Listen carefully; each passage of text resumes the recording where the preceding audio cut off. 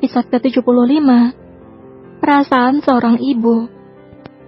Selamat mendengarkan. Kakak tahu, Lucy. Tunggu sebentar lagi. Kakak harus mengirim yang ini juga. Saut Luka. Tangan kecilnya dengan cepat mengganti flash disk yang satunya dan segera mengirim semua data di dalamnya ke surel pribadinya. Beruntung flash disk yang satunya hanya berisi data informasi mengenai klan musuh, sehingga lebih cepat mengirimnya. Dan kata itu menunjukkan bahwa Luka sudah selesai dengan pekerjaannya. Sudah semua, Kak? Tanya Lucia sembari memastikannya sendiri. Iya, kakak akan membersihkan jejaknya dulu, agar tidak ketahuan papa. Luka menggunakan tangan kecilnya dengan cepat dan terlihat sangat ahli menghapus semua jejaknya saat mengotak-atik komputer milik papanya. Lucy, tolong bantu kakak meletakkan ini di tempatnya seperti semula. Kakak sebentar lagi selesai. Luka kemudian menyerahkan kedua flash disk itu kepada adiknya. Lucia pun menerimanya. Dia meletakkan kedua flash disk itu sesuai keadaan yang semula tanpa geser sedikit pun. Setelah membereskan jejak mereka di ruang rahasia milik papanya, kedua bocah kembar itu mulai keluar dari sana. Dan sesuai dengan dugaan Lucia, mamanya sedang mencari-cari keberadaan mereka berdua. Bahkan seluruh orang di dalam keluarga Safir dikerahkan untuk mencari Luka dan Lucia yang dari tadi bersembunyi di ruang rahasia papanya. Dia menangis ketakutan, mengira kedua anak kembarnya diculik oleh seseorang, karena Luka dan Lucia pergi sudah terlalu lama. Julia berusaha menenangkan Zia, perasaannya juga merasa khawatir dengan keselamatan kedua cucu kembarnya itu. Apalagi baru kemarin Zia mengalami penyerangan, dan sekarang kedua anak kembar itu menghilang secara tiba-tiba. Katanya pergi jalan-jalan di taman, tetapi setelah dicari cukup lama, ternyata tidak ditemukan. Nolan membantu mencarinya dengan melihat CCTV yang dipasang di rumah itu. Sayangnya, banyak sekali CCTV di rumah itu, sehingga memakan waktu cukup lama untuk memeriksa satu persatu semua rekaman CCTV itu, meskipun areanya dipersempit. Ma, di mana anakku sekarang? Kenapa mereka belum kembali juga sampai sekarang? Mereka akan baik-baik saja kan, Ma? Zia tidak mau mereka terluka sedikit pun. Zia menangis di dalam pelukan Julia. Zi, tenanglah, Mama yakin mereka akan baik-baik saja. Mereka adalah anak-anak yang pintar. Jika ada yang berniat jahat pada mereka, Lucy pasti akan melindungi Luka dengan baik. Mama sangat percaya pada mereka, Zi. Jadi kau juga harus mempercayai anak-anakmu juga, Zi. Ujar Julia mencoba menghibur dan menenangkan menantu kesayangannya itu. Tapi mereka masih anak-anak, Ma. Apapun bisa terjadi pada mereka. Zia masih tidak bisa berpikir jernih.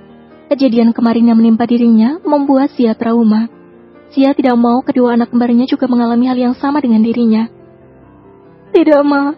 Zia harus mencari mereka sendiri sekarang juga. Zia terus bersikeras ingin mencari kedua anaknya sendiri, meskipun dia percaya Lucia yang sangat pandai bela diri, bisa menjaga diri sendiri dan juga Luka. Tetap saja di mata Zia mereka hanya anak kecil yang lemah. Zi, jangan, kau masih sakit. Bagaimana kalau terjadi sesuatu padamu lagi? Julia dengan cepat menghentikan Zia yang bersikeras ingin mencari sendiri Luka dan Lucia. Kalau Mama tidak membiarkanku pergi mencari anak-anakku, maka cepat beritahu Ray bahwa Luka dan Lucy menghilang. Suruh dia mencarinya untukku, Ma. Aku takut orang itu juga melukai anakku, Ma. Zia benar-benar frustasi memikirkan keberadaan kedua anak kembarnya yang sekarang tidak tahu di mana. Zia bahkan meminta Raiden untuk pulang dan mencari kedua anaknya sendiri, karena hanya Raiden saja yang mengetahui soal Liam yang melukainya kemarin. Mama? Seru Luka dan Lucia yang muncul entah dari mana dan langsung berlari menghampiri mamanya yang sedang menangis itu. Zia dan Julia pun langsung menatap kedua anak kembar itu dengan perasaan lega. Sayang, kalian dari mana? Kalian berdua tidak terluka kan? Kalian berdua baik-baik saja bukan? Ya Tuhan, terima kasih telah mengembalikan anak-anakku dengan selamat. Zia langsung memeluk kedua anak kembarnya itu dengan eratnya. Berkali-kali Zia mengucapkan rasa syukur dan menanyakan keadaan kedua anak kembarnya. Air matanya tak bisa berhenti mengalir membasahi wajahnya, Julia ikut menangis. Dia tahu persis bagaimana perasaan Zia sekarang, karena dia juga pernah merasakan kehilangan seorang anak untuk selamanya. "Mama, kenapa menangis?" ujar Luka sembari mengusap air mata yang terus keluar dari mata indah mamanya. "Iya, Mama jangan menangis. Lucy juga ingin ikut menangis melihat Mama menangis seperti ini." Mata Lucia sudah berlinang air mata melihat mamanya menangis. "Iya sayang, Mama tidak akan menangis lagi. Jadi Lucy jangan menangis ya," ujar Zia berusaha menahan tangisnya. Tangannya menyeka air mata yang hampir jatuh membasahi pipi putri kecilnya. "Kalian dari mana tadi? Mama benar-benar merasa sangat khawatir. Kalian tidak kunjung kembali juga," ujar Zia yang menanyakan keberadaan kedua anak kembarnya yang membuatnya merasa sangat khawatir. "Kami habis jalan-jalan di taman, Ma. Tapi entah kenapa kami malah tersesat. Soalnya rumah Papa sangat luas sih, jadi kami susah menemukan jalan untuk kembali." Tentu saja apa yang dikatakan Luka sepenuhnya adalah kebohongan, karena dia tidak mungkin mengatakan sejujurnya pada sang mama. "Si, sudahlah. Kita masuk saja sekarang. Yang penting Luka dan Lucia sudah ketemu sekarang. Mereka juga baik-baik saja, Zi. Jadi kau tidak perlu merasa khawatir lagi, Zi," ujar Julia berusaha membuat menantu kesayangannya tidak berpikiran negatif terus. "Dan untuk kalian berdua, mulai sekarang tidak boleh pergi sendirian lagi dimanapun itu. Setiap kalian mau pergi harus didampingi oleh pengawal." Kini Julia beralih pada si kembar. Dia tidak mau kejadian Zia juga dialami oleh kedua cucu kembarnya itu. "Tapi Grandma..." "Tidak ada tapi-tapian. Kalian berdua tidak mau melihat mama kalian merasa khawatir seperti ini lagi kan?"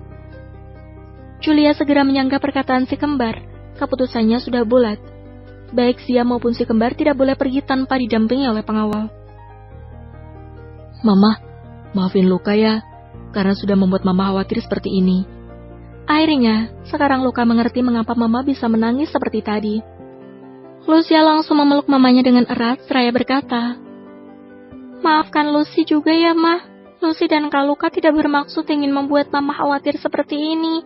Jadi Mama jangan menangis lagi."